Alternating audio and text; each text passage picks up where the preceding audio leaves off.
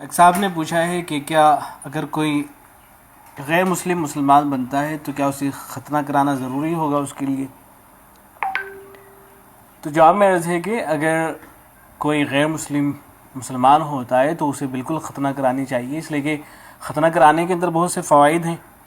مثلا ایک تو یہ کہ آدمی جب ختنہ کرا لے گا تو وہ اسلام کے اوپر جمع رہے گا، یہی بہت بڑا فائدہ ہے، اس لیے کہ کفر ظاہر ہے بہت سب سے بڑا گناہ ہے۔ ایک آدمی اگر کفر کی حالت میں دنیا سے رخصت ہوتا ہے تو اس کی تو آخرت تباہ ہو جائے گی، تو ایک آدمی جب وہ ختنہ کرا لے گا تو وہ محفوظ ہو جائے گا انشاءاللہ کہ وہ دوبارہ سے مرتد ہو، تو یہ بہت بڑا فائدہ ہے۔ تو اس لیے جو غیر مسلم ہے اس کو ختنہ کرانی چاہیے جب وہ مسلمان ہو جاتا ہے۔ البتہ اگر کوئی غیر مسلم مسلمان ہوتا ہے اور وہ کمزور ہے، اتنا کمزور ہے کہ وہ برداشت نہیں کر سکتا ہے، تو پھر اس صورت میں اس کے لیے ختنہ کرانا ضروری نہیں ہوگا۔ اور رہا سطر کا مسئلہ، تو ضرورت کے وقت سطر دیکھنے کی گنجائش ہے، ڈاکٹر کے لیے گنجائش ہے کہ وہ ضرورت کے وقت سطر دیکھ سکتا ہے۔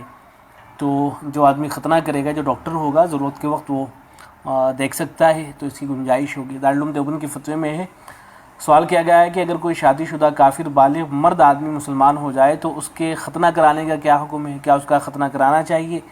کیا اس نو مسلم کی امامت بغیر ختنہ کرائے صحیح ہے، بغیر کراہت کے؟ جواب میں لکھا گیا ہے ختنہ کرانا سنت ہے اور اسلام کی خاص علامتوں میں سے ہے، جس کا نو مسلم میں ہونا ضروری ہے تاکہ اسلام پر ثابت قدمی میں معین ہو۔